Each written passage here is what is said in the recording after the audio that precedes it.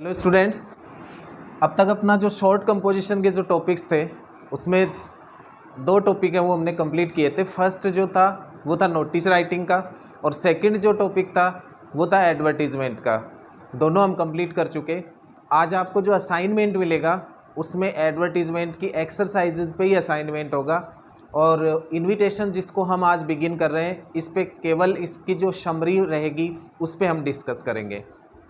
तो इन्विटेशन क्या होता है, इसकी डेफिनेशन क्या होती है, व्हाट इज़ एन इन्विटेशन, यदि हम इस पे पहले डिस्कस करें तो हम देखेंगे कि invitation is to call someone or somebody, to call someone or somebody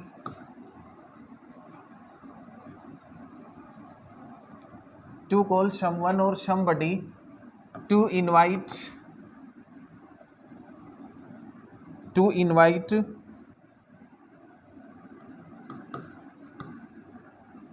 a function.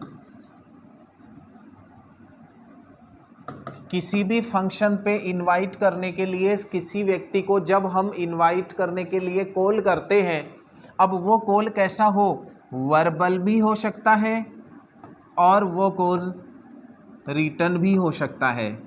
Means हम उसको मौखिक भी कह सकते हैं या फिर हम उसको लिख भी सकते हैं, लेकिन अपने सिलेबस में तो वो कौन से इन्विटेशन है, रिटन इन्विटेशंस होंगे, तो इसलिए अपन को रिटन इन्विटेशंस को करना है।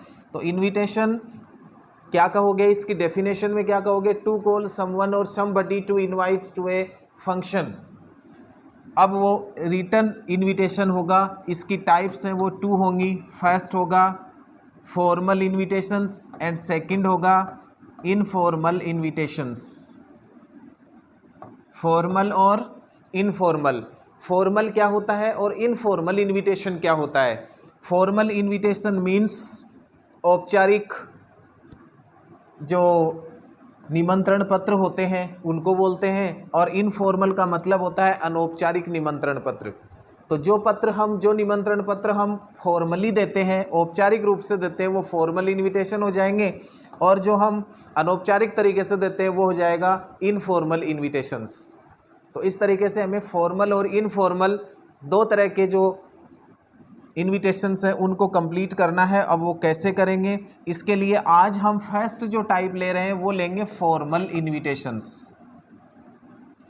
अब देखिए फॉर्मल इन्विटेशन में भी आपको जो आज इन्विटेशन पढ़ना है उसमें ये देखना होगा कि फॉर्मल इन्विटेशन के भी दो टाइप के क्वेश्चन आते हैं। एक होता है एक्सेप्टिंग और एक होता है डिक्लाइनिंग। एक होता है एक्सेप्टिंग और एक होता है डिक्लाइनिंग रिप्लाईज। आपके सिलेबस में इन्विटेशंस नहीं है, क्या है, इन्विटेशन के रिप्लाईज हैं। इन्विटेशन के रिप्लाईज हैं और रिप्लाईज हैं वो हर इन्विटेशन के टू टाइप से लिखे जा सकते हैं। एक एक्सेप्टिंग रिप्लाई लिख सकते हो और एक आप डिक्लाइनिंग रिप्लाई लिख सकते हो।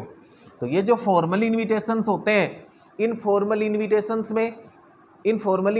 को जब हम एक्सेप्ट करेंगे कि आपको कोई इन्विटेशन मिला किसी का फॉर्मल, आप उसको एक्सेप्ट कर रहे हो, आप उस फंक्शन में अटेंड हो रहे हो, ज्वाइन कर रहे हो उसको, तो उसके अंदर जो कुछ आप लिखोगे वो तो होगा accepting reply.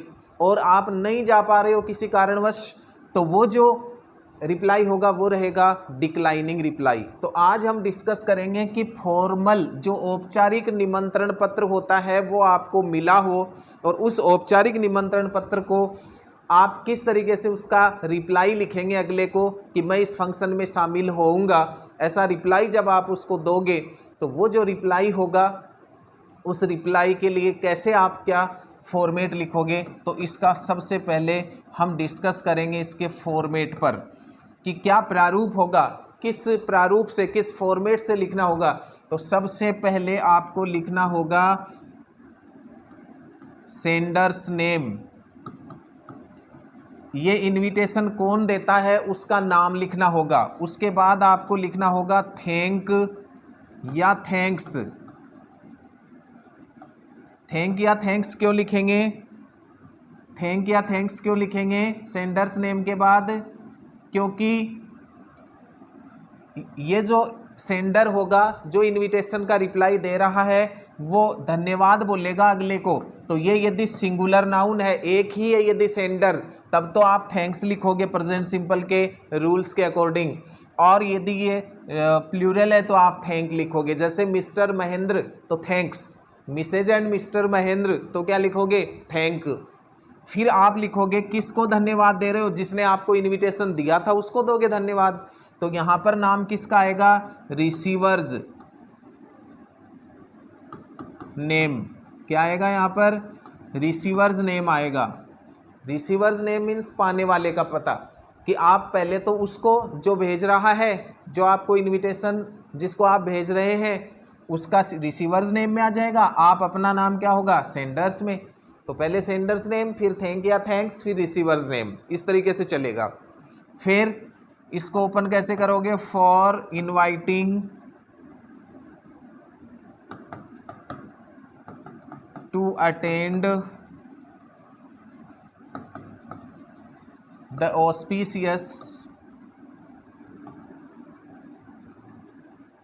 auspicious occasion of on at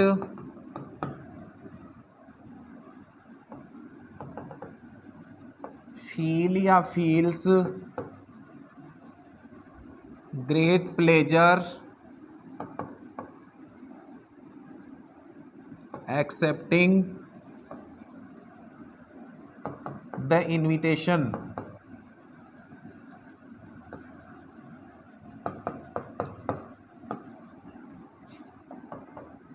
will surely attend the function with all the family members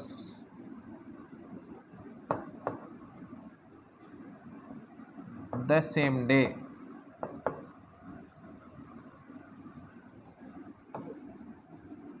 और पूरा लिखने के बाद में इसे करना होगा बॉक्स में बंद। अपन ने अभी तक 2 टाइप्स किए हैं शॉर्ट कंपोजिशन में, सभी को बॉक्स में बंद करना है, वैसे ही इसे भी।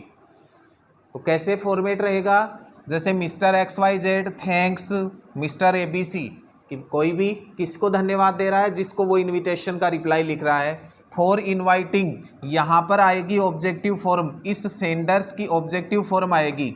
इसकी ऑब्जेक्टिव फॉर्म को लिखोगे आप, जो सेंडर्स नेम होगा उसका।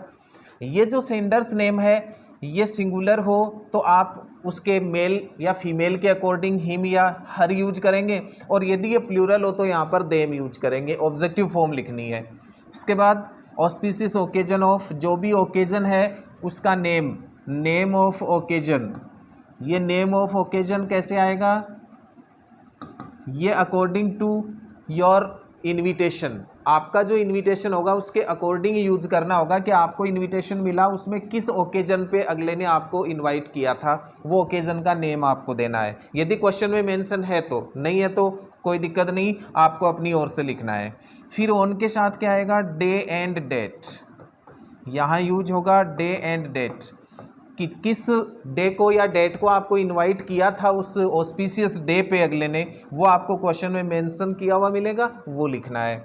फिर एट, एट के साथ क्या आएगा, प्लेस, कि किस प्लेस पे आपको इनवाइट किया था, वो भी क्वेश्चन में मेंशन है तो देखना है, अदरवाइज आपको अपनी ओर से लिखना है।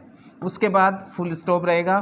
फिर मैंने ब्लैंक छोड़ा है, यहाँ पर हमेशा सब्जेक्टिव फॉर्म आएगी, और ये सब्जेक्टिव फॉर्म भी इस सेंडर्स नेम की होगी। यहाँ सिंगुलर है तो ही या सी अकॉर्डिंग टू जेंडर, एंड यदि प्लूरल है तो यहाँ पर आप दे यूज करोगे। फिर फील या फील्स, ये सब्जेक्ट के अनुसार यूज होगा।